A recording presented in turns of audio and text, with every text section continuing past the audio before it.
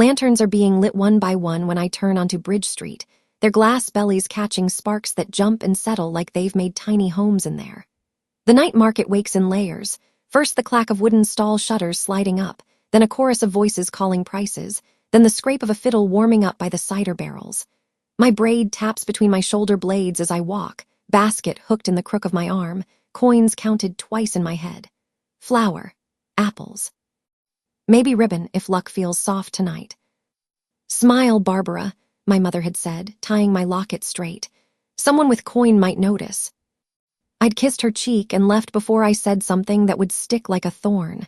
I'm 24, not a prize goose fattened for somebody else's winter. The inn owes debts, yes, but debts aren't collars, not for me. I drift along the first row, old Mr. Fallen's knife stall on the left, his edges shining, Jowl's honey on the right, sunlight trapped in jars. I breathe in sweet and metal and wood smoke and pretend it's enough to fill me. The castle sits on the hill like a shadow thrown by a giant's hand, the road curling up to it, the forest shouldering everything from the other side. Ravensbridge looks pretty from here. It always does, until you see who thinks they own it. "Fresh loaves, still warm," the baker calls out, palms white with flour. Sella, sharp-eyed, soft-voiced, moves like the stall is an extension of her body. She catches my glance and lifts a brow. I lift mine back, our long-running game. "You show me yours, I'll show you mine." She laughs. Then the tone of the street shifts. It's small at first, a drag in the air like someone put a finger on the rim of a glass and stilled the note. Fiddle stops, a hawker's pitch hiccups.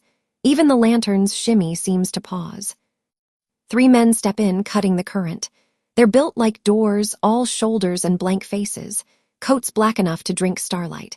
The tallest has a scar that stitches a line from ear to jaw, one corner of his mouth pulled tight by it. I know his kind without knowing his name. Not locals, not vendors, no dirt under the nails. Import muscle. Confidence that isn't earned here. "Tax," Scar says, palm out to Sella like he's asking for a dance.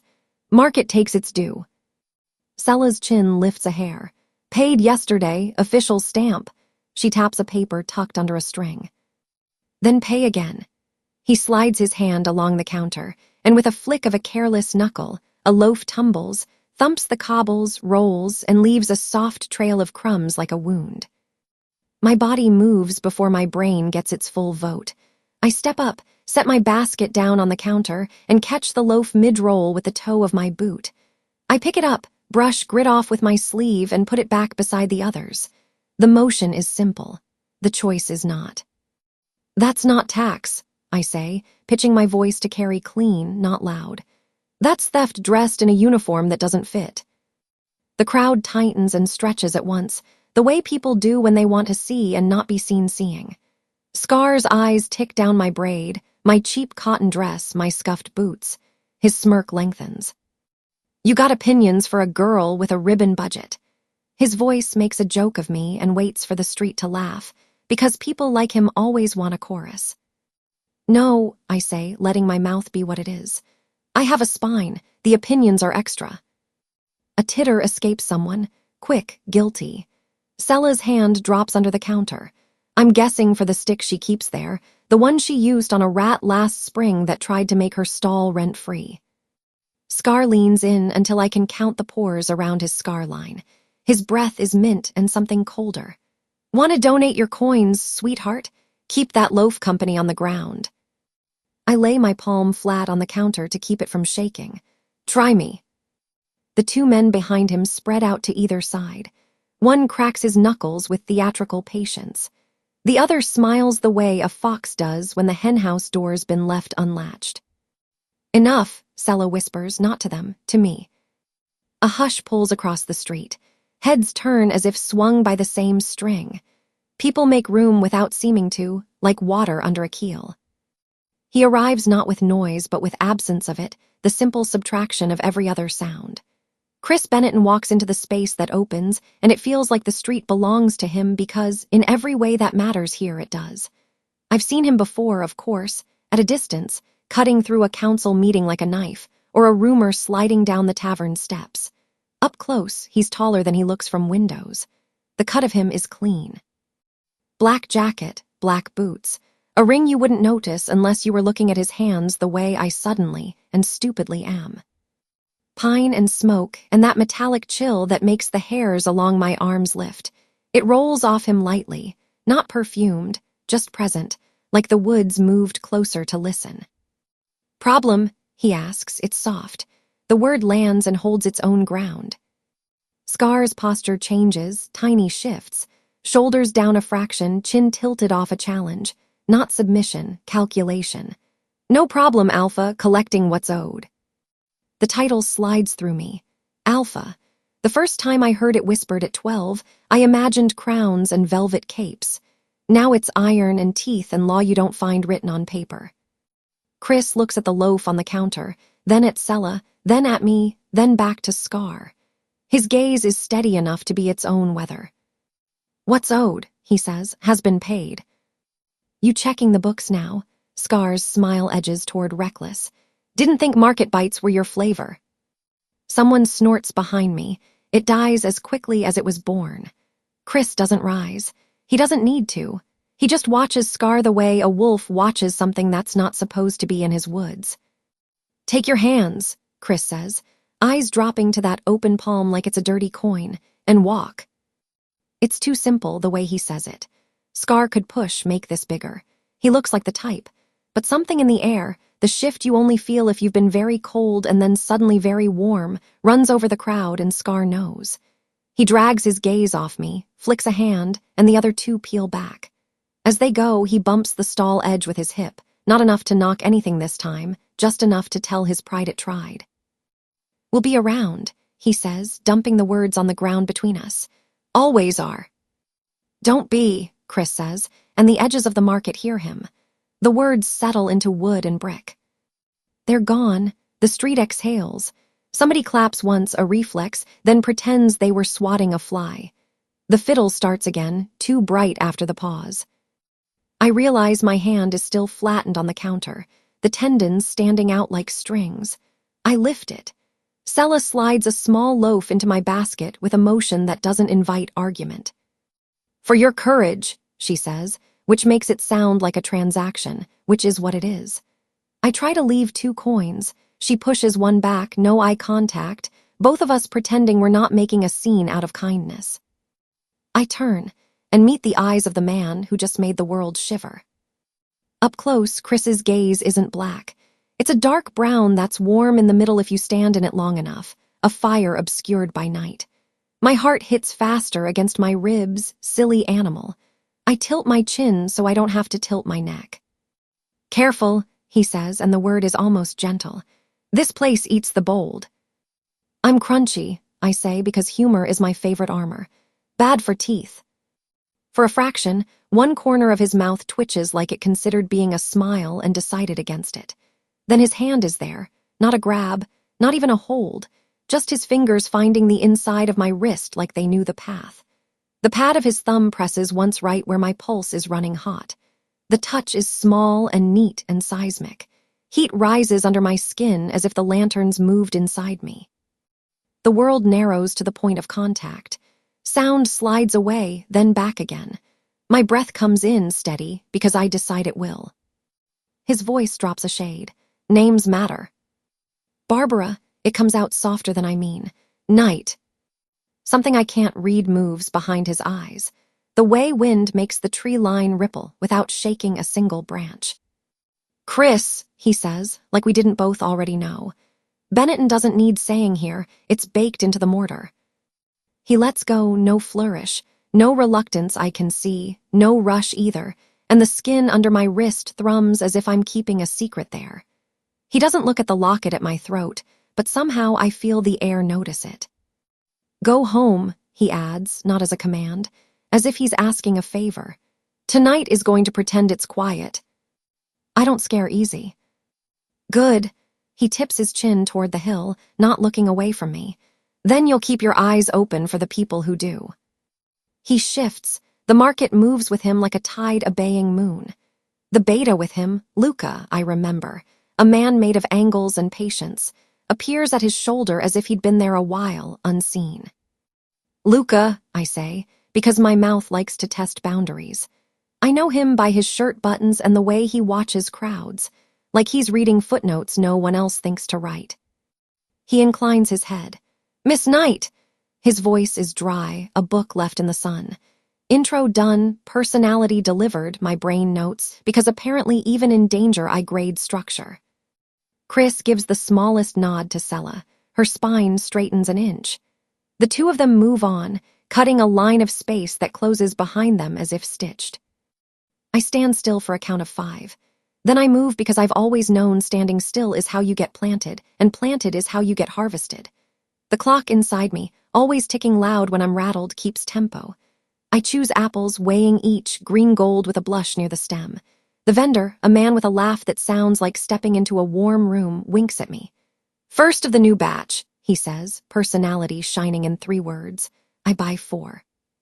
He tosses in a 5th, for luck, and tells me to eat it quick before luck changes its mind. I take a bite as I walk. Juice slides along my thumb. I lick it without thinking. The taste is sharp-sweet, like good news with conditions. Across the lane, a woman sells leather cuffs stamped with symbols I recognize from Rowan's grimoire. Warding, binding, truth. Rowan isn't here tonight. Ink-stained fingers, hushed voice, the scent of sage always clinging to her hair. But I hear her in my head anyway. Power doesn't like a vacuum. If you see someone trying to make space, ask what they intend to fill it with. What did Scar intend? What did the man behind him intend more? The castle road cuts up the hill, white gravel catching lantern spill. I shouldn't be looking there. I should be thinking about my way home that snakes under the stone bridge and past the chapel where we're not supposed to make vows we can't keep. I should be choosing ribbon. Instead, my eyes climb. He's exactly where a storybook villain would stand if the illustrator wanted to warn you politely.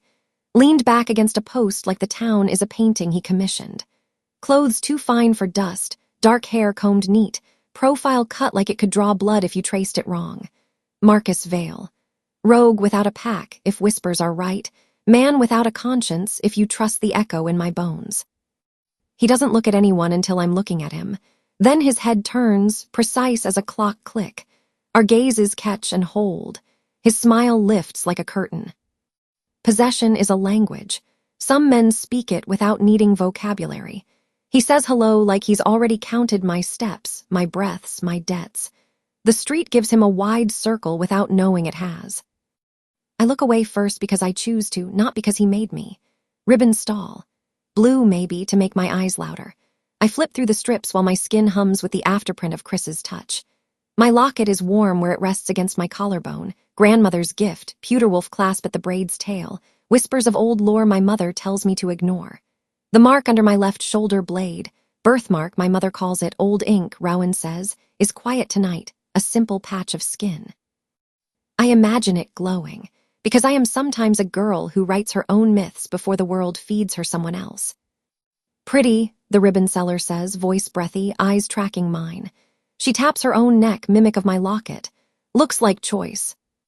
Choice is the only jewelry I like. I pay for 2 feet of blue and 2 of a gray that reminds me of smoke. Sella might scold me for spending on pretty instead of practical, but I've done the math. Sometimes pretty is practical when what you need is courage. I cut across the lane to the cider barrels and ask for half a cup to carry home to my mother. The man drawing it broad, cheerful, honest to the bone because it shines out of him, doesn't ask for coin from me. He points at the locket, then at the castle hill. "Keep that tucked in," he says, not unkind, not nosy. "Wind's got teeth tonight." "Let it try me," I say, smiling without showing it. He chuckles, shakes his head, fills the cup, sets a lid on it that clicks neat. Time is thin in moments like this. Every minute shows its face.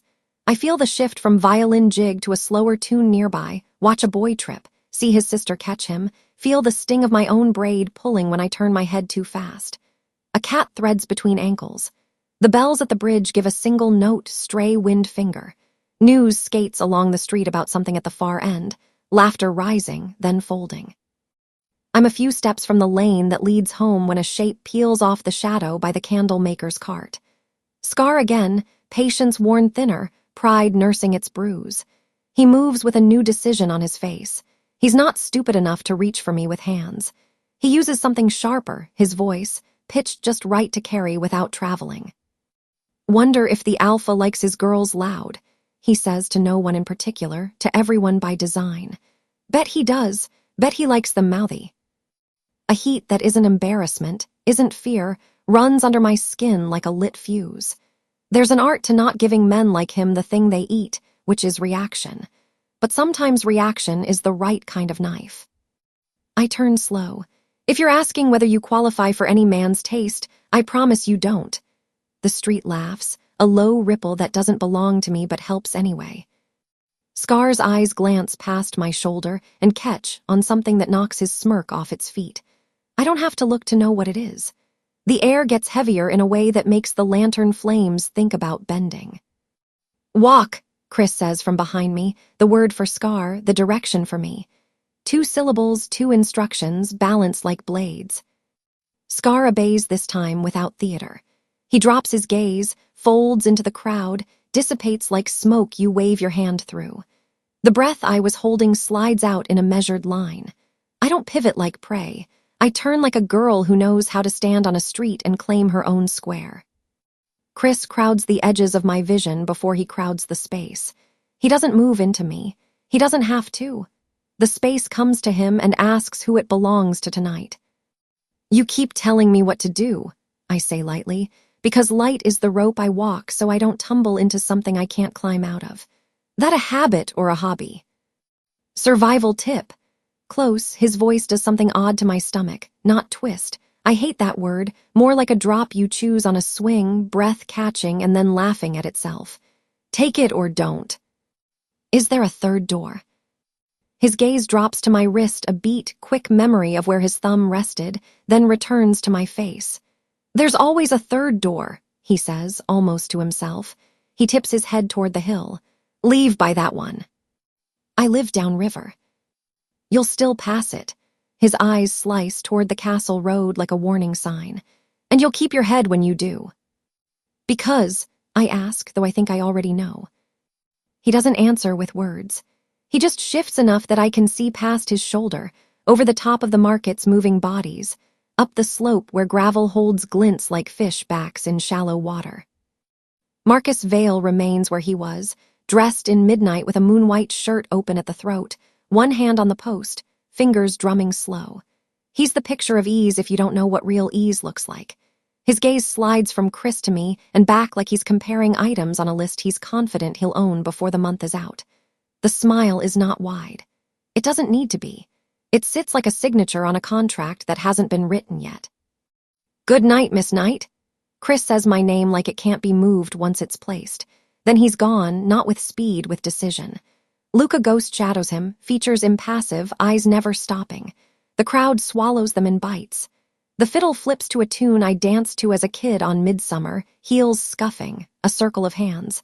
The memory bumps my ribs and moves on. I stand in the middle of Bridge Street with a basket of bread and apples and ribbon and a cup of cider that's gone warm under its lid, and I know 3 things like they've been etched into my bones while I wasn't looking. 1, there's a tax being collected tonight that isn't printed on any ledger.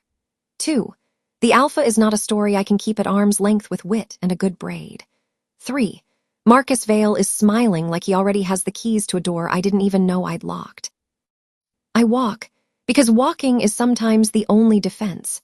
Past the lanterns, past Sella's stall where she pretends not to watch my back, past the leather charms and the honey like trapped summer, past the corner where kids throw chalk bones and argue about rules with the seriousness of kings. The road angles, then straightens, lining me up with the castle path whether I like it or not. I take the lane that runs along it, below the wall, still parallel enough that the hill and I breathe the same air for a while. My locket taps my sternum's steady metronome. The ribbon in the basket glows faint in the spill of light. A raven calls from the chapel roof, one clean note. The world is a set of small clocks tonight, all ticking in plain sight. Halfway down the lane, I make the mistake of looking up. Not a mistake, a choice. That's what I will call it later when I'm looking for places to reclaim the story. Marcus hasn't moved. Of course he hasn't. Men like that don't move. They edit the map until it looks like they moved the world. He tilts his head when my eyes find his, as if we're resuming a conversation we paused 5 years ago. The wind lifts, tugging at the loose edges of his coat. Behind him, the castle's windows catch bits of light and hold them like teeth. He lifts 2 fingers from the post in a gesture too small to be called a wave and somehow more intimate for it. I want my spine to be a column of marble right now. It is. It is because I say it is. I stare back and let my mouth curve into the kind of smile that says, I see you seeing me, but there is a whole world you don't see yet. It's not bravado. It's a promise I whisper to myself like a prayer. Keep walking, I tell my feet under my breath. Keep walking and don't give him your minutes. I don't. I take them with me like coins. But each step is a statement and a tally, and when I pass the chapel, the bell decides to agree with me, a single bright note that lands on the stone and stays. At the bend where the road drops out of sight of the hill, I look once more because I am not a liar to myself. He's there. He is still smiling like he owns the town, the market, the hill, the road, the space under my skin where my pulse lives. He smiles wider. I hold his smile in my rear view, the kind of look that tries to follow you home, and then I force my feet to handle the rest. The lane drops, the hill hides the castle, lantern glow thins. My basket thumps against my hip in a steady rhythm, bread, apples, ribbons, cider. I match my breathing to it because breath I can control. Thoughts less so. Gravel gives way to packed dirt, then cobbles again by the chapel. I touch the locket once to feel its warmth, a silly habit that makes me feel owned only by myself. The pewter wolf at my braid taps my shoulder when I pick up pace. I swing left under the arch of the old bridge. The river runs low and fast tonight, whispering a language that's just water nomming stone. 2 minutes, 5. The cottages on my street hold their light like cupped hands. 3rd door on the right, hour in, the night's rest, which is funnier if you didn't grow up scrubbing its floors. Our sign creaks once as a gust noses past. I put my shoulder to the door and step into the warm sound of plates and talk and our old radio warbling a tune that's never quite in tune. Babs, Ethan's voice cuts through first. My brother, 17, fox-quick eyes, one ankle that never healed quite right, pops up behind the counter with a bar rag slung over his shoulder. He walks with that determined almost limp that makes strangers stare until he dares them to keep staring. You took forever. Forever is 8 minutes, I say, setting my basket on the counter and drawing the cider free. I timed it. Felt like 9. He reaches for the cup, then points at the ribbon peeking out. Blue, let me guess. Make your eyes louder, you'll say. Someone has to warn people I'm coming. I boop his nose with the ribbon end. He grins and steals a slice of apple with the other hand, like he was born doing 2 things at once. Mum looks up from the till, petite, hair coiled, worry tucked neat under a smile she shows the world. Did you get bread? Her eyes flick to the basket and soften, relief like a small exhale. Good, and don't tease your sister, Ethan. I was appreciating her aesthetic choices, he says around apple. Dad appears from the kitchen with a tray of bowls, steam ribboning up. He's taller than anyone remembers until he steps into a doorway and fills it, shoulders tired from carrying other people's hunger too many years. Soup! On. Barbara, take those 2 to table 4. On it. I balance the bowls, weave through the inn's main room. We've got 6 tables and a long bar, floors we sanded ourselves last summer, windows that look out on the alley and pretend it's a view. It smells like pepper and yeast and old wood, and I love it like I love a scar. It's honest. At table 4, Aunt Leela, town council clerk, spine straight enough to measure fabric against, sits with a ledger and a glass she doesn't drink from. Evening, dear, she says, eyes sharp over the rim. She clocks the ribbon in my basket as if it might be a political statement. Busy night. Market's alive, I say, setting bowls down. I keep my voice mild. But some things must leak through because her mouth thins in that way she gets when she knows more than she'll ever say out loud in a room with this many ears. She taps her pen against the ledger. Alive is 1 word. Back at the counter, I hand Mum the cider. She wraps both palms around it like the warmth can soak into her bones faster that way. Thank you, love. You're welcome. I aim for light. It lands, but not in the right place, because Mum and Dad share a look that is less a look and more a whole conversation in a blink. My shoulder blades tense. "What?" I ask, even though I always tell myself to let them bring trouble to me on their own time. Time's not a luxury tonight, not with the way the market felt, not with the hill. Mum sets the cup down, thumb circling the lid as if there's an answer trapped under it. "After close," she says. "We'll talk in the back." "Talk now," I say. The words come out steady, like I practiced them. Maybe I've been practicing them for years without knowing it. Dad glances at the room, full enough to be noisy but not packed enough to cover everything, and gives a small nod toward the corridor. "Ethan, front for 3 minutes." Ethan salutes like a soldier who reads too many adventure comics. "Captain Scrubrag reporting." We slip through the door behind the bar into the little office we pretend is a pantry when we're inspected. Shelves of jars, the old safe, a table scored with 100 knife nicks. On the stiff-backed chair sits an envelope the color of a bruise. Dad's hand hovers above it, then falls to his side. "This came an hour ago." I pick it up with a pinch like it might bite. The paper smells faintly of clove. Inside, a single sheet, typed, because cowards like the way ink hides their handwriting, and a red stamp that imitates official. Due, $12,400. Payable to Ravensbridge Development Fund. Remit by end of month. Penalties apply for delinquency. "We don't owe the council $12,000, I say, and then I am careful with my next breath because it's the kind that could tip into panic if I let it. "We owe the bank $7, and the grocer too, and sell a 300 and change because I keep forgetting to write the exact number on the chalkboard." Dad's jaw flexes. "We owe more than that now." He rubs his thumb along the paper's edge, then flips it to show a second sheet, a plan to consolidate debt for community stability. I read the words that do mean what they say. I find the line that does. Sponsor, Marcus Vale.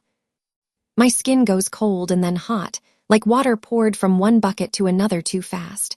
"No." Mum's voice is quiet, the quiet that falls when no other option is left on the bright side of the ledger. "He came by this afternoon, with someone from the development fund. He said he could clear our balance with the bank, wipe penalties, fold the grocer's line into a favorable arrangement." She swallows. "On condition." "Say it," I say, because I want the word out where I can see it and aim at it. "Engagement," Mum whispers, still not drinking her cider. Her eyes reflect light like water. "Not immediate, an understanding. He said it would secure your position, and ours." Dad paces one step because there's only room for one step. He's a man who would rather owe himself than owe anyone. "I told him he'd stepped into the wrong house." He smiled. "Like he owned it," I say. Mum nods once. "He left a week to consider." Dad's voice goes deeper when he's angry, like a cello string pulled too tight. "He told me to remember what happens to people who say no to progress in this town." I set the envelope down and wipe my palms on my skirt. He's not progress. He's mold with a tie. Mum's laugh is wet and quick. She presses her fingertips to her lips. "Barbara." "I'm not marrying him." I keep my voice level because rage spends energy I need. "I'm not considering it. I'm not pretending to consider it. We will find another way." "We're out of other ways," Dad says. A truth that sounds like a betrayal coming out of his mouth because he hates it that much. "We're not," I say, because I refuse the math of men like Marcus even when it looks like arithmetic. "There's the council." "The council is a room full of people who already agree with whoever put the paper on the table," Dad says. "And the rumor mill is grinding the same grain all afternoon." "What rumor?" "Silverpine is slipping." He cuts his gaze to mine, assessing what I know. "People say the pack," stretched thin. "Chris is making enemies, the accords fraying at the edges where the river turns." I hear the market again. The way Scar didn't push when he could have. The way the street responded to a single word from the Alpha because his word still holds. And yet. The yet rings like a bottleneck tapped with a spoon. "Rumors are Marcus's favorite seasoning," I say, but the words don't undo the way the air felt when Chris walked away. He didn't move like a man who doubts. He moved like a man counting steps. A man who knows the distance between a hill and a cliff. The back door creaks and Rowan slides in sideways like she always does, dark hair pinned up with a twig, ink on her fingers, the smell of sage and rain following her like she's her own weather. Rowan grieves, hedge witch, personality, all quiet precision and inconvenient truths. She offers me a you asked for none of this smile. Knock, knock, she says, not knocking. Rowan, Mum straightens. Her shoulders drop at the sight of a friend who speaks in solutions. We didn't expect you. I brought the calendula balm you asked for, Rowan answers, holding up a small jar. Also, I heard a word I don't like carrying on the wind from your front room. Her gaze slides to the envelope, then back to my face as if she could read the letter through my pupils. Mr. Vale's generosity. Your favorite topic, I say dryly. Right behind, don't let your daughter sign magical contracts with men who smell like ambition and clove. She sets the jar down and steps close. The ink-smudged pads of her fingers cool when she tips my chin up a degree, studying me like I'm a page with runes she needs at dawn. And how's our girl? Annoyed, caffeinated by adrenaline, considering arson. I keep my tone even because if I let myself lean into the relief of her presence, I might cry, and crying would ruin my one good ribbon. Rowan's mouth curves. Healthy coping. She flicks her gaze to my shoulder, where the birthmark sits quiet under cotton. Any glow. Just a girl-shaped bruise, I say. Rowan's eyes go distant briefly, like she's replaying a lesson. It's not a bruise and it's not an ink blotch no matter what your mother calls it. It's a ward sigil, old, the kind that wakes when it decides, not when you ask. She lowers her voice, which makes my parents lean in like plants to sun. If Marcus is moving on the town, he may be moving on you as symbol. Be careful where you put your name. On nothing he owns, I say, ever. Rowan's gaze flicks to my throat. Where's your locket? My hand goes there by reflex and finds skin. Cool skin, a hollow where warm metal should be. I blink, replaying the night in quick cuts. The market, Chris's hand at my wrist, the walk, the bridge, the bells, the ribbon, the cider, the office. I remember touching the locket outside the chapel. I don't remember after. It must have, I swallow, a small sting of panic rising because the locket isn't just pretty. It's mine in a way that feels less about ownership than about lineage. I must have lost it on the way. Rowan's brows lift. Who did you see? Half the town, I say, and 2 men I'd prefer to see less of. A knock at the back door interrupts the lesson, 2 raps precise as a metronome. Dad steps forward, one hand to the bolt. We're closed, he calls. A familiar voice slides through the wood. You're not Mr. Knight. Noted, I say, and I mean it the way you mean a carved warning on a trail you plan to take anyway. She slips out into the night, ink and sage following, her silhouette thin against the alley's slice of sky. Mum locks the front. Dad shuts the till. Ethan yawns theatrically and pretends he wasn't listening to every word from the pantry, which he absolutely was. Upstairs, Mum says, soft but firm. We're done for the night. We climb. The stair creaks on 3 and 5. I skip 5. Our rooms smell like old wood and laundry soap, and I am absurdly grateful for both. I set the basket down, take the ribbon out, tie the blue around the wolf clasp at the tip of my braid so the pewter bites it just so. A talisman made of stubborn and pretty. The locket lies warm at my throat like it never left. A thump below, not loud, not right either. Dad's footsteps cross the floor toward the front door, 1, 2, 3, Mum's softer ones behind. Ethan freezes, listening. I go still in the hall, every nerve attuning fork. Probably the mail slot, Ethan whispers, because nomming something makes it smaller. He's halfway right. The slot mouths open on a tiny scrape. A rectangle of white slides through and kisses the floor. I reach the top of the stairs as Dad bends, picks it up. His face doesn't change. That's how I know it's bad. He hands the envelope to me without a word because lies live longer when you ask someone else to read them. I tear the cheap paper. 1 line, black ink, no flourish. Say yes to Marcus, or your brother pays. The ink on the threat still clung to my eyes when I folded the paper in half, then half again, until it was a sharp square biting my palm. Say yes to Marcus or your brother pays. The words burned hotter than the oven downstairs. Ethan leaned against the stair rail, pretending he wasn't watching, but his jaw worked like he was grinding stone. "What's it say?" he asked, because pretending doesn't work in this house. "Nothing you need to lose sleep over," Dad answered too fast. I slipped the paper into my pocket.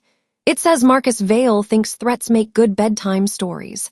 My voice sounded steady. Inside, I was glass rattling in wind. I tied my cloak tighter and headed for the door before my parents could protest. The night air was sharp, the river carrying more sound than it should. "Barbara," Mum's voice trembled behind me. "I'll just breathe outside," I lied. The door clicked shut on her worry. The lane narrowed as I walked, cobbles giving way to dirt. The castle loomed higher to the east, its windows still lit like watchful eyes. The forest pulled me the other direction, blackthorn, its dark pines standing like a line of soldiers. Then the sound came. A howl not clean and long like the stories said, but raw, jagged, close. My stomach flipped. Another answered rougher, too close in pitch. Not music. A fight. I moved before I could stop myself, boots crunching faster over gravel. At the tree line, lantern light died and shadows swallowed me whole. Branches tangled above, rain dripping from needles, tapping shoulders like cold fingers. My breath fogged. Then movement. Two silhouettes tore at each other in the clearing just ahead, half-shifted forms flickering between man and wolf, their outlines unstable. One lunged, the other ducked, claws raking bark. The smell of iron was sudden and sharp. I froze, heart slamming, the paper square burning in my pocket. A hand closed around my elbow. Not rough, firm. "You shouldn't be here." Chris, his presence was unmistakable, pine and smoke curling around me, his voice low thunder. His dark coat blended with the trees, but his eyes were all wolf. Steady, unreadable, pinning me like I'd just broken every law that mattered. "They're fighting," I whispered. "They're posturing," his jaw tightened, "and they'll finish it without you watching." I pulled my arm free. "You don't get to decide where I stand." "I do when the ground you're standing on is soaked in blood." He stepped closer. The storm of him pressed against the edges of my breath, dangerous but protective. "Stay out of the woods, Barbara. You'll be safer." "I'm not interested in safe." My voice shook, but not from fear, from heat, defiance. His gaze held mine, longer this time. "You are a problem," he murmured, but his tone carried something closer to admiration than anger. Rain thickened, pattering through fir needles. We stood close enough that our shoulders nearly touched, breaths visible in the damp air. His heartbeat was a steady drum under his coat, mine racing to catch it. For a moment, just a moment, they synced, two rhythms threading into one. My chest rose and fell with his, the storm outside matching the storm inside. A crack of bark split the moment. One shadow shoved the other into the undergrowth. Then both figures melted back into trees, leaving only silence and dripping rain. Chris's gaze stayed on me, not the woods. "If you want protection, you'll take it where it's offered, by me." I tilted my chin. "And if I do?" His mouth curved, not quite a smile. "Then you'll keep running into me anyway." Thunder rumbled faint in the distance. My pulse refused to calm. By the time I reached the edge of town again, rain had soaked my braid, ribbon plastered dark to pewter. I wrapped my cloak tighter, locket warm against my throat. The inn's windows glowed ahead, home refuge cage. I quickened my steps, eager for the sight of Ethan's grin, for Mum's hand on my cheek, for proof that threat letters don't make truth. But when I pushed open the door, the common room was silent. My parents stood frozen near the counter, Ethan behind them, his face pale. On the table lay a folded parchment, official seal pressed into wax at the corner.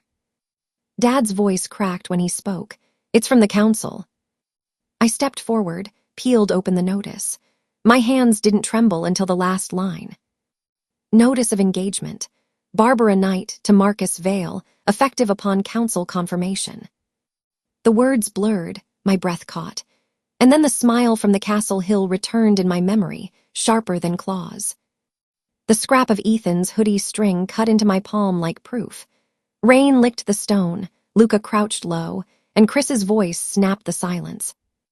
2 men, dragging him, river path. He started forward, command in every line of him, but I lunged too. I'm coming. No, the word was hard as iron. He's my brother. My chest heaved, my braid clung damp to my back. I am coming. His eyes flashed wolf dark. For one breath, the world tilted between obedience and defiance. Then his jaw tightened. Stay close, don't argue once we move. Done, I said, though arguing is one of my better skills. We ran. The forest swallowed us quick, blackthorn's pines bending overhead, needles dripping silver strings of rain. The ground turned slick mud clinging, roots grasping at boots. I counted every step. No time gaps, just heartbeat to heartbeat, breath to breath. Tracks, Luca muttered, crouching once more, fingers brushing bent grass. Left ahead, quick but burdened. They're making for cover, Chris said. Marcus won't risk open ground. The thought of Marcus's hand near Ethan made bile burn my throat. I shoved it down and pushed harder. A shape loomed in the path, a rope stretched low, spiked with hooks. My boots skimmed it, but I froze an inch before springing the snare. Trap, I hissed, arms out. Chris halted, Luca behind. I crouched, rain plastering my hair to my cheek, and traced the line with my eyes. The rope looped to a branch thick enough to break bone if sprung. I grabbed a rock, tossed it onto the cord. Snap! The branch whipped down, cracking the ground where my shin would have been. Clever, Luca murmured. His gaze flicked at me, quick respect. Stupid of them to think I can't see a knot, I muttered. Chris's eyes held mine for half a beat longer than needed. Good! His voice was low, approval threaded with warning. We pushed on. The forest deepened, the air carrying clove, Marcus's calling card. Then a shout cracked ahead, Ethan. Let me go, you cowards. I sprinted before Chris could stop me. Branches whipped my arms, mud slapped my boots. A clearing yawned ahead, torchlight flickering against wet bark. 2 men struggled with Ethan, his arms pinned, his face flushed with fury. Now, Chris's command was thunder. He was a blur, hitting the first rogue like a storm. Luca's blade caught the second's wrist, twisting him down. I darted in, grabbed Ethan's elbow, yanked. Move. One rogue broke free, knife flashing. He lunged toward me. My breath caught, body too slow. Chris slammed into him, steel on bone. The knife skittered to the mud. A growl tore from Chris's throat, wolf edge clear. The rogue scrambled away, bleeding, vanishing into the trees. Luca cursed, wiping his blade clean. I clutched Ethan's arm, holding him close. My body shook with leftover fear, with adrenaline sharp enough to cut. Chris's chest heaved, his coat drenched. And then I was trembling, not just from fight, from being seen, from being saved. Chris saw it. He stepped close, shrugging his jacket off in one swift move, draping it around my shoulders before I could protest. The weight swallowed me, Pinan smoke sent curling into my lungs. Steady, he murmured. His breath touched my temple, hot against rain-chilled skin. For a moment, our chests rose together, our breaths sinking. My heart tried to keep pace with his and nearly failed. Barbara, his voice carried warning and something else, softer, dangerous in a different way. I gripped the jacket's edge tighter, grounding myself. I'm steady. My whisper betrayed me, it shook. His gaze lingered, unreadable, before he turned to Ethan. Can you walk? Better than I can be carried, Ethan snapped, but his eyes shone with unshed panic. He leaned into me anyway. We move, Luca said. Others will circle. We started back, the rain thickening. I held Ethan upright, Chris at my other side, Luca a shadow sweeping behind. My skin still tingled where Chris's jacket pressed close. We made it halfway to the road when the forest split with laughter. Marcus. He stepped from behind a pine, coat dry despite the rain, a vial glinting in his hand.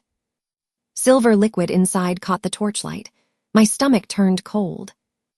Pretty thing, isn't it? Marcus's smile carved my name into the night.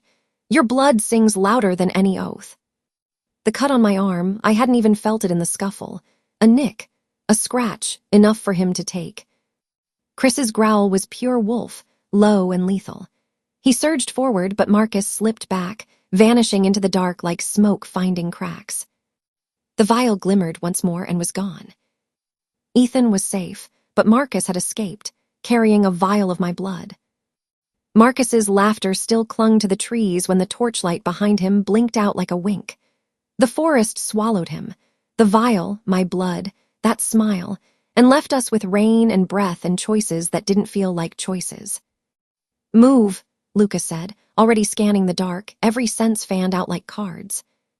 I can walk, Ethan insisted, voice gravel-raw, one arm slung across my shoulders. He was shaking hard enough to rattle his words. You will walk, I said, tightening my grip, and you will let me be the cane you hate. Chris kept pace on my other side, jacket still around me, his shirt clinging to him, rain making a map of muscle and heat under cotton. He was quiet in the particular way he got when rage was useful, and he intended to spend it wisely. Back along the river path, over the slick roots, under the leaning firs, each step counted. The bells from town drifted thin through the trees, 1, 2, 3, like someone tapping a spoon on the rim of a pot to call kids in from the yard. Festival, Ethan breathed, half laugh, half choke. Of course the town is throwing a party while we show up alive, I cut in. That's the story we take with us. We broke out of the trees at the lower lane. Lanterns had multiplied, strung across Bridge Street with ribbons and paper moons. People flowed like bright fish between stalls blooming with sugared nuts and meat pies and masks. Fox, raven, wolf, stag. Music spiraled up, fiddle, drum, a whistle weaving high. The Midfall Festival, every year merchant donations, council speeches, couples pressing into shadows to pretend darkness grants them bravery. We wove into it like the night had dared us to be obvious. The crowd recognized Ethan first, claps on the back, laughter that sounded like relief trying to be normal. What happened? Someone asked. Idiots with knives, Ethan said, aiming his mouth at humor because he knew the room needed it. We taught them about elbows. Go inside, Mum said, appearing with water and hands and the expression that could scare a plague back out the door. Dad flanked her taller than the doorway, jaw hard, love sharper than anger. Mum petite, steady, Dad quiet thunder, both brave in domestic armor. They swallowed Ethan with the efficiency of a seasoned rescue crew and vanished him toward the stairs. My knees went watery now that he wasn't leaning on me. Chris's hand brushed the small of my back, nothing proprietary, all anchor. Breathe, he murmured. I did because he told me to, and I resented the part of me that listened. Rowan slid in next, hair damp, ink on fingertips even at a festival because truth doesn't take holidays. Rowan hedge witch, precise, inconveniently honest. Her eyes skimmed my face, then dipped to the jacket on my shoulders. One brow arched just once. She didn't comment, she is a professional. Your blood, she asked low. He took a vial. The words tasted of metal. We'll talk later, she said, meaning, we'll make countermath. Then, softer, he won't use it tonight unless he wants old magic to bite him. Even greed knows when to wait. Tonight, Lucas said, joining us, he dresses like Charity. He nodded up street. Marcus Vale had become the festival's favorite donor. He stood under a string of lanterns with a basket of gold-wrapped sweets, handing them to children at eye level, kneeling to tie a boy's loose boot, laughter staged like theater that steals your wallet while it makes you clap. Beware of men who know which knee makes them look kind, Rowan muttered. Aunt Leela materialized in a dress that declared she'd ironed it herself because she trusts only herself with creases. Aunt Leela said, he's been charming grandmothers for 20 minutes. Revulsion tidy. We're 3 speeches and 1 fire breather away from a coronation. Let him juggle, I said. I'll be the knife that won't clap. Stay near, Chris told me, eyes on the flow of bodies the way sailors watch currents. This kind of crowd makes cover for bad hands. I wanted to snap that I wasn't a parcel, but the scrape of a violin cut into the main square. The mayor climbed a crate, and the crowd turned all at once like a school of fish switching direction. Ravensbridge, Mayor Colby boomed, confidence oiled. Tonight we honor the harvest, our merchants, and the generosity of civic-minded friends. He didn't look at Marcus when he said it. He didn't need to. Half the eyes in the square did it for him. Friends like Mr. Marcus Vale, he continued, whose development fund has bought the council a conscience, someone under their breath said, and the man in front of me elbowed him to shush. Marcus lifted a hand, modesty draped over arrogance. We all just want what's best, he said, and I nearly sprained an eye rolling it. Rowan's mouth tilted like she wanted to applaud and hex him simultaneously. Leela's jaw clicked once. Mayor Colby spread his arms to include the castles and the gutters. And we honor continued peace under the accord, which our Silverpine neighbors uphold. A murmur slid the wrong way through the square, roughening the edges of good cheer. Sergeant Hale, castle guard, mustache with its own opinions, barged onto the crate, breathless with righteous theater. Under the accord, he barked. No shifting within festival bounds, no intimidation of civilians, no vigilante. Are you giving a civics lesson or reading your diary? I muttered. Rowan pinched my elbow to behave. Hale swung an arm toward the far end of the square where two men nursed bruises near a cider cart. The same rogues who had tried to snatch Ethan earlier, cleaned up, sullen, wearing expressions that begged for sympathy and a punch. These men, Hale declared, were assaulted by a member of the pack for alleged misbehavior. He jerked his chin toward Chris. We have witnesses. Witnesses? Is that what we call cronies now? Marcus made a play of concern. Surely the Alpha knows better than to violate community safety. Chris didn't move until every eye had found him. Then he stepped forward, not to the crate but to the open space before it. He didn't need elevation. He had presence. Chris said your witnesses neglected to mention their hands on a town boy, he said, voice low enough the crowd had to lean to hear him. And they didn't file their festival pass with the council. He flicked a paper from his pocket. Luca's doing, no doubt, showing the rogues had no right to be here.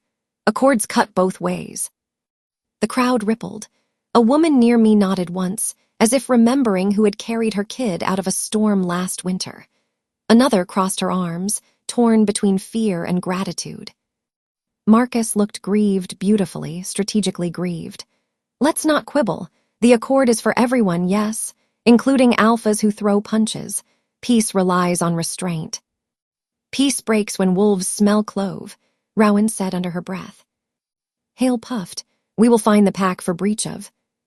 Of what? Leela snapped, stepping forward like a dagger in a shawl. Citing code without cause is propaganda, not law. Sergeant, sit down before you embarrass the uniform.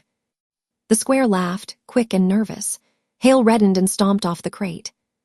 Marcus turned the moment silky. Look, hard jobs make hard tempers. We forgive, we move on, we focus on community. He snapped, and an assistant rolled out barrels stamped with his fund's insignia. Cider on me. People cheer where free things go. That is not cynicism, it's human math. Cups passed hand to hand. The music struck up again, faster. Paper masks lifted from stalls and floated into air, raven, fox, wolf. Dance, Luca murmured at my shoulder. Half the room will talk while their feet move.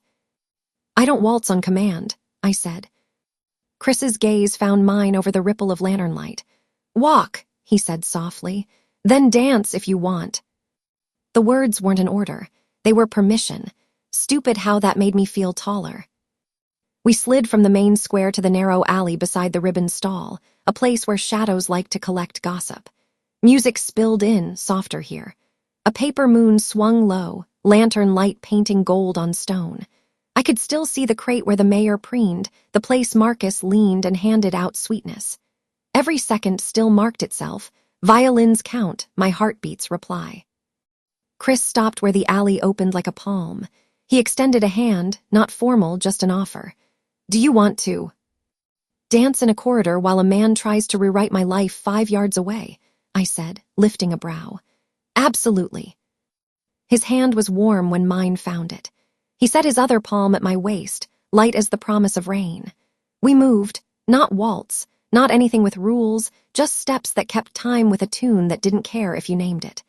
The jacket he'd given me earlier still sat on my shoulders, his scent folded around us like we were inside a circle he'd drawn without chalk. "You're very composed," I said, because humor keeps me from saying the other thing, which is you're too close and I don't mind. "Years of practice," he said. "Also, I'm very angry in a way that hides." "Don't hide on my account." "I don't," he said. "I hide to aim." We turned, my back brushing the cool stone, his body a heat line a breath away. The music outside leaped, in here it shivered. My locket nudged my sternum, a small, insistent reminder of history and ghosts. I looked up and found his eyes already on me, steady, asking nothing, offering nothing, being everything. "Barbara." It wasn't a warning this time. It was a name like a thumbprint. "Chris." It came out a whisper that wanted to be braver. He dipped his head. Our foreheads touched, just a press, nothing more, everything more. The world narrowed to that point. Skin to skin, breath braided, the kind of closeness that turns a girl into a prayer and a man into an answer he won't say out loud. I closed my eyes, gold-red light painting the darkness behind them. A shout snapped the thread. "Alpha Benetton," Mayor Colby's voice, high with gathered courage and coaching. "The council requires your attention." We broke apart. Not far, enough for air to behave properly again. We stepped into the square as the crowd pivoted, eager for spectacle, hungry for leadership, ready to crown or cut depending on who bled first. Mayor Colby held a paper with too many signatures. Leela stood to his left, very upright, very unhappy. Hale hovered, itching to perform. Marcus leaned against the cider barrel, almost bored, like he'd already read the ending. "The council has received reports," the mayor announced, "that the accord was endangered tonight by pack action taken without oversight." He squinted at the page as if the font would exonerate him. "In light of tensions, and in the interest of public calm, the council orders the Alpha to stand down his patrols within town limits until this festival concludes, effective immediately. Failure to comply will force us to consider exile from civic jurisdiction." Exile, not banishment from the land. No council dared that, not yet. But exile from the town's legal map. It was a paper knife angled at a throat. The square muttered. Some nodded because paper sounds official. Some looked to Chris because reality does, too. Chris didn't look at the mayor. He looked at me. It was only a heartbeat, but it slotted into the clockwork of the night like a gear finally meeting its neighbor. Then he turned to the crate. "You ask me to leave the town unguarded," he said, quiet, "on a night when men who don't belong used its alleys to drag a boy." Hale puffed, "Allegedly." Leela's mouth was a hard line. The mayor dabbed his forehead with a folded handkerchief. "We ask you to de-escalate." "I did," Chris said. "They escalated, with knives and forged papers and—" He caught himself before he gave Marcus the satisfaction of hearing blood. "And gifts no one asked for." Marcus lifted a cup like a toast. "Crowds hate brawls, Alpha. They love generosity. Learn the difference." A woman near the front shoved her cup back at his assistant. "Keep your sweets," she said, sudden steel. "I'll take safety." Others murmured assent. Not all. Enough to put a nick in Marcus's pose. The mayor heard it, turned paler, doubled down. Paper men always do. "Stand down," he said, louder. "Or be exiled from the town's jurisdiction for the remainder of the festival. Those are your options." Luca's eyes cut to me, then to Chris, calculations. Rowan's fingers twitched like she wanted to draw a rune in midair and couldn't because magic works better when it isn't obvious. Ethan appeared on the inn's step, face pale, Mum gripping his shoulder, Dad a wall. 7 days, I said. 7 minutes, Marcus had proven. My blood, somewhere in his pocket, laughed at the idea of paper lines. Chris stood very still. Then he nodded once, as if the decision had been handed to him by a calculation he trusted. "For the duration of the festival," he said, "I will stand down inside the square." His gaze slid to the alleys, the bridge, the roads curling under the hill. "My men will remain at the borders. If rogues cross, we act. A cord cuts both ways." Hale sputtered. "That's not." "It is," Leela snapped. eyes bright with a rule she could defend. The Accord permits border defense at all times. Sergeant, you will not edit law in public for your convenience. Marcus's smile flashed a fraction too wide. He wanted a brawl. He got compromise. Compromise makes men like him more dangerous. Very well, Mayor Colby said, relieved to have strings to hide behind. Stand down within the square. Chris inclined his head. He didn't look at me again. He didn't have to. I felt the absence of his gaze like a cold glass pressed to a burn. The music tried to pick up where it had left off, but the rhythm stumbled. Marcus stepped into the space the way oil takes water's place when you look away. I watched him through the paper moons and lanterns and faces, watched his fingers tap the barrel in the same slow rhythm he'd tapped on the post above the market, watched him measure the town like a tailor you shouldn't let hold the scissors. Rowan leaned close enough that her breath tickled my ear. He thinks standing down makes you small, she murmured. He has never seen wolves crouch before they leap. I slid my fingers under the edge of Chris's jacket, still on my shoulders, and held on. The council had ordered Chris to stand down, or be exiled, and Marcus smiled like the paper knife was already at our throats. The council's gavel had barely cracked the night when the crowd scattered into clumps of whispers and masks. Lanterns swung, paper moons tilted in the wind, and Marcus's smile stayed, plastered on the square like a poster nobody had the nerve to rip down. Chris didn't linger. His men shadowed him to the edge of the festival, and I kept pace because letting him walk alone felt like surrender. Rain slicked the cobblestones, every drop measuring time too fast. "You'll do it, won't you?"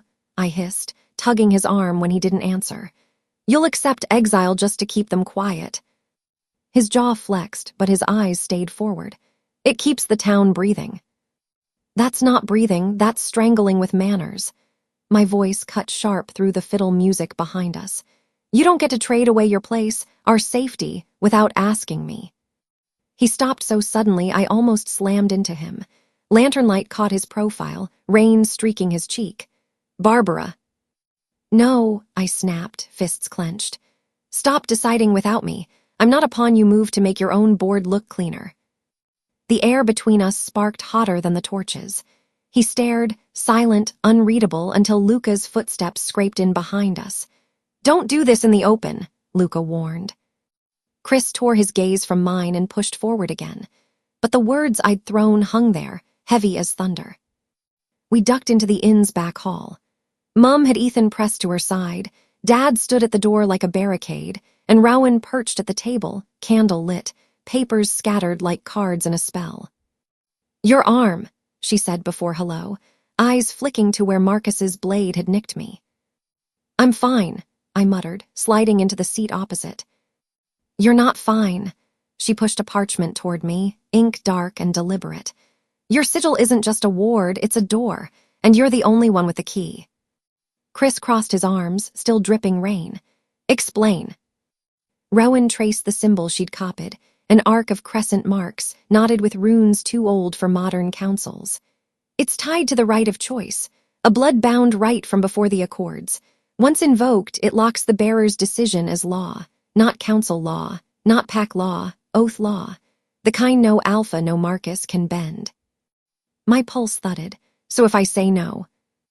"Then the mark itself becomes the witness," Rowan cut in. "Not Marcus, not forged seals, it burns through every false claim." Ethan lifted his head from Mum's shoulder. "Then do it. Invoke it now, end this." "Careful," Rowan warned. "Choice binds as much as it frees. Once invoked, you can't back out. It's a fuse and you only get one strike." Chris's silence grew heavy, like snow that breaks roofs. He leaned on the table, eyes fixed on the sigil. "She shouldn't have to use it." "She has to use it," I shot back, "unless you think exile will save us." His gaze snapped to mine, fire and ice colliding. "If I leave, Marcus loses his excuse to tear this town apart." "And if you leave," I said, voice shaking with fury, "he wins without lifting a claw. He'll take my blood, my sigil, and stamp his flag on Silverpine while you pretend sacrifice is strategy." The room held its breath. Rain tapped at the window, the only clock. Then Chris did something I didn't expect. He stepped closer, lowered down until one knee hit the floor. Not submission, protection. His head tilted back so his eyes met mine, steady, dangerous, unflinching. "You lead this choice," he said, voice low but carrying. "Not me, not the council, not Marcus." The world shrank to that moment. His knee on the floorboards, his storm-dark eyes, my heart slamming like it wanted to tear the room apart. I swallowed, throat dry. "Then stand with me when I make it." "Always," he said, and for once I believed him completely. The door banged open before I could speak again. Hale, the council sergeant, stormed in, mustache bristling with borrowed authority. Behind him, Marcus filled the doorway like smoke finding a crack. His coat was dry again. How did he always manage that? And the vial of my blood glinted in his pocket like a secret he couldn't wait to use. "Enough stalling," Marcus said smoothly. 7 days is charity. Tonight we end this." "Get out," Dad snapped, but Marcus didn't even glance at him. His eyes were all for Chris and me. "I challenge you," Marcus said, voice sharp enough to slice stone. "Blood duel, castle grounds, tonight." The words dropped like stones into a well. Even Rowan's candle flickered hard, guttering before steadying again. Chris rose to his full height, slow, deliberate. His jaw clenched, his hands flexed once, and when he spoke, the air seemed to lean closer. "Then tonight," he said, "you bleed first." Marcus had challenged Chris to a blood duel on the castle grounds. The council chamber emptied into the night like spilled coins, clattering down the cobblestones toward the castle grounds. Lanterns swung high, torches spit sparks, and Ravensbridge gathered for a spectacle it didn't dare name entertainment. The words blood duel traveled like fire on dry pine. I walked at Chris's side, my cloak tugged by wind, my locket thudding against my collarbone with each step. Marcus strode ahead, his smile easy, the vial of my blood glinting in his pocket like a weapon no one else could see. The crowd parted for him, half in awe, half in fear. They parted for Chris too, but the air felt different. Less worship, more respect, as if people didn't know whether to kneel or breathe quieter. At the gate, Rowan caught my arm, sage smoke still clinging to her hair from whatever ritual she'd muttered before chasing us. Her voice was steel wrapped in hush. "Tonight is more than claws and blood. Remember your mark." I nodded, though my stomach threatened to twist itself into knots. The sigil beneath my skin pulsed, faint silver light I could feel more than see, like a whisper pressed against bone. The castle grounds were an arena waiting to happen. Grass slick with rain, torches planted in a wide ring, council members on raised benches pretending neutrality while craving violence. Hale barked orders to the guards, and Aunt Leela sat stiff as a spear, lips pressed so tight they looked sewn. Marcus shrugged his coat off with flourish, revealing shirt sleeves rolled to the elbow, arms lined with scars he no doubt wore like medals. He handed the vial of my blood to one of his men, who tucked it into a pocket as carefully as if it were treasure. Chris said nothing, just stripped his coat, boots planted, chest rising slow and measured. He was taller, broader, heavier with presence than Marcus, but Marcus moved with coiled arrogance, like a snake that knows venom can even the fight. Mayor Colby rose, hands trembling around his little gavel. "By council authority," he began, "a blood duel is recognized tonight between Alpha Chris Benetton of Silverpine and Marcus Vale, claimant."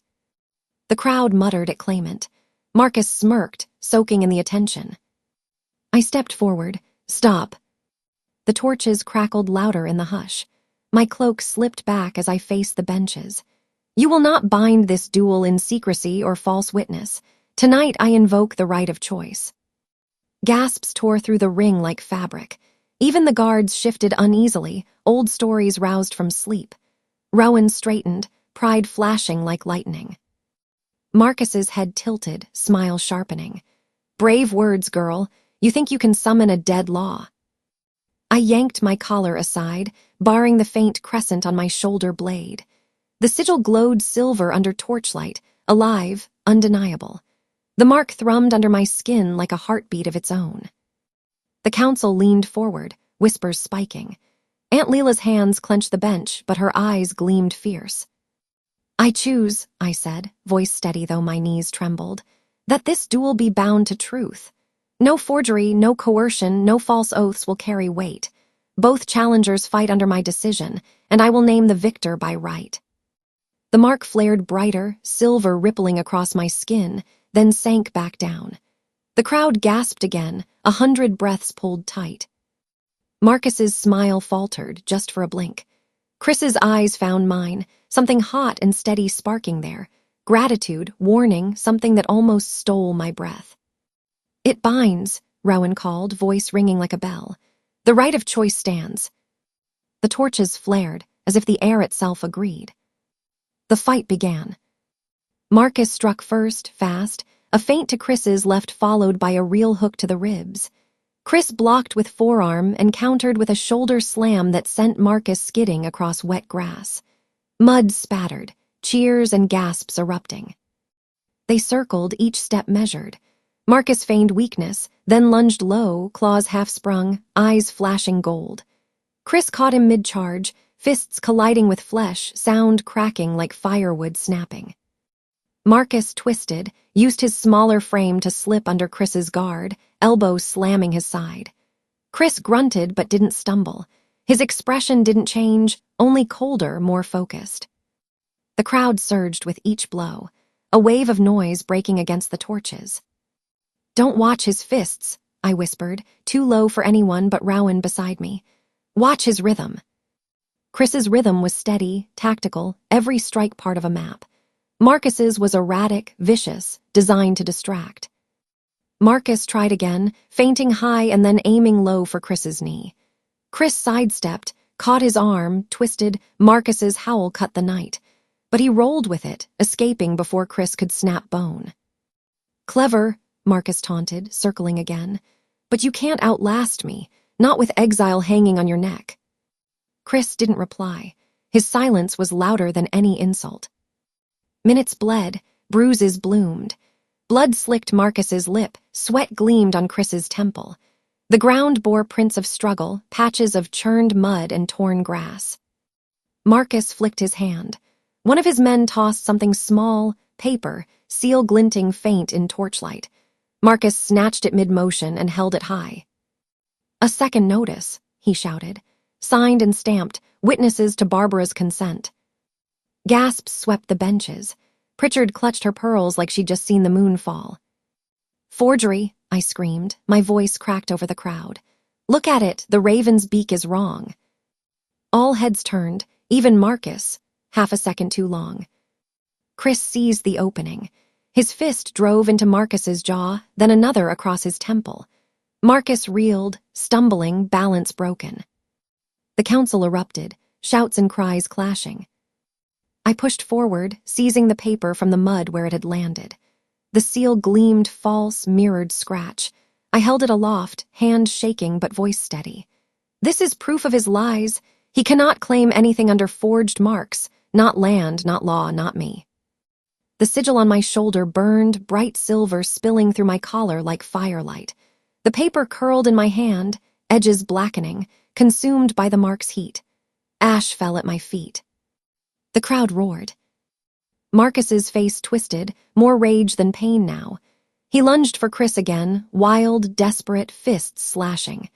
Chris countered, but Marcus clawed across his chest, ripping fabric, drawing blood. I didn't think, I moved. Chris staggered back, breath heavy, blood slick at his collarbone. I stepped in, pressing my palm to his chest, over his heart. The moment my skin touched his, the sigil flared, silver light rushing from me into him. His body jolted, a growl rumbling deep as if the wolf itself surged forward. His eyes burned gold for an instant, power coursing through him like the ground itself lent him strength. He looked at me, not questioning, not doubting, just knowing. "Together," I whispered.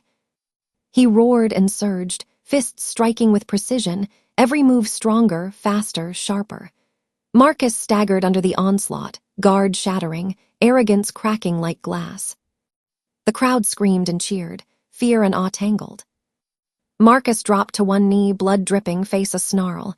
"You think you've won," he hissed. "You think." Then his gaze darted past Chris, toward me.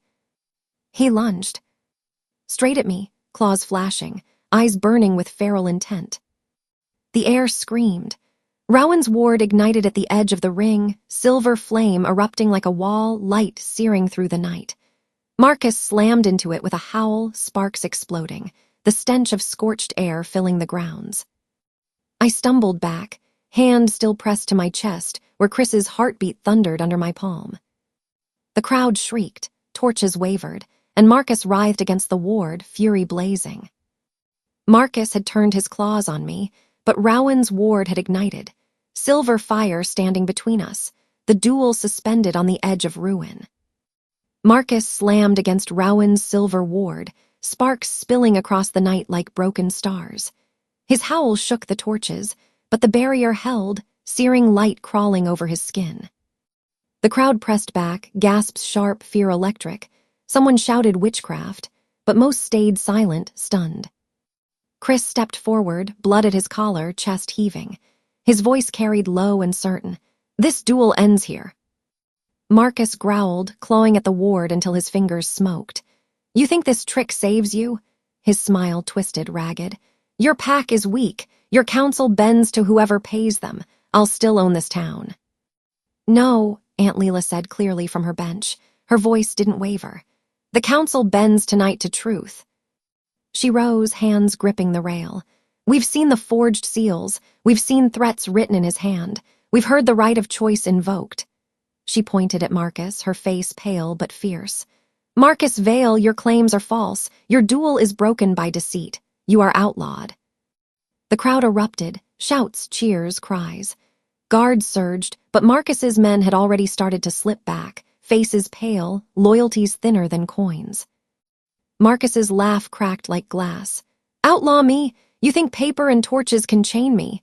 He lunged once more at the ward, silver fire flaring so bright it blinded half the square. The smell of scorched cloth stung my nose. He staggered back, chest heaving. Chris moved, steady, deliberate. He didn't need to raise his voice.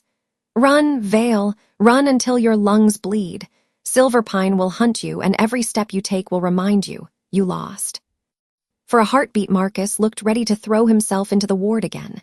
Then his smile returned wild, broken, promising revenge. With one last howl, he turned and vanished into the dark beyond the torches. His shadow slipped into blackthorn like it belonged to the trees. The ward faded, leaving the grass scorched silver. Mayor Colby cleared his throat, voice shaky. "Then it's settled. Marcus Vale is outlawed. His businesses," he glanced at Leela, "are dissolved," she said sharply. "Every shell, every fake charter, the fines and seized funds will clear the Knight family's debts." Mum gasped, clutching Dad's arm. Ethan blinked, then laughed once, sharp and disbelieving. "Wait, you mean we're free?" "Free," Leela confirmed. She looked at me, eyes soft for the first time. "Because your choice cut through his lies." The crowd's noise swelled again, cheers this time, real, shaking the stone. Some shouted Chris's name, some mine. Rowan stood silent, candlelight in her eyes, satisfaction curling like smoke around her. Chris didn't move to bask. He turned to me, always to me. The festival ended in pieces, guards dispersing crowds, counselors bickering, families hurrying children home before dawn. By the time the torches burned low, the castle grounds were almost empty. I stood near the edge, the grass still warm from Rowan's ward. My locket rested heavy against my chest. The night had quieted, but my heart hadn't. Chris approached, slower now. His shirt was torn where Marcus's claws had caught him, skin bruised and streaked with blood. I reached without thinking, fingers brushing the edge of the wound.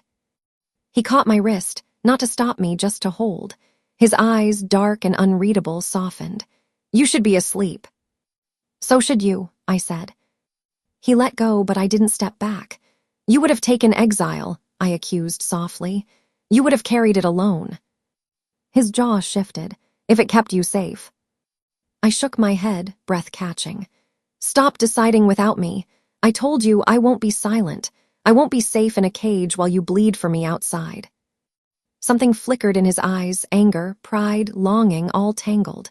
Then his hand lifted, rough knuckles brushing my cheek. You make it hard to keep walls. Good, I whispered. My voice trembled, but not from fear. Because I don't want walls, I want you. His breath hitched, close enough that mine tangled with it. Barbara. I rose on my toes before I could lose nerve. Our mouths met, soft at first, then deeper, heat spooling low, urgent but careful. His hand slid to the back of my neck, holding me there like he'd finally allowed himself to. My fingers clutched his torn shirt, feeling the strength under bruises, the steady drum of his heart. When we broke apart, the air between us stayed hot, every breath shared. This isn't finished, I said, voice shaking with want. It's just starting, he answered low, promise threaded through every word. Dawn came slow and gold, light spilling over Blackthorn's ridges. Mist clung to the tree line, the forest holding its secrets close. I stood at the castle wall, cloak pulled tight, Chris's jacket heavy on my shoulders. My locket glimmered against his throat. He'd lifted it from me when he kissed me again in the quiet, looping the chain around his neck like it belonged there. Below us the town stretched awake, debt-free, rogue-free for now. The council would argue, the packs would scheme, Marcus would plot in shadows. But the air felt new, like a page turned. Chris stood beside me, not touching, but near enough that I felt the gravity of him. I looked at the horizon and then at him. 7 days, I said, remembering. He smirked just enough. We'll make them ours. The sun broke over the trees, silver burning to gold, and for the first time in a long time I didn't feel caged. I felt chosen. His jacket around my shoulders, my locket against his throat, and a future that felt wide, dangerous, and ours.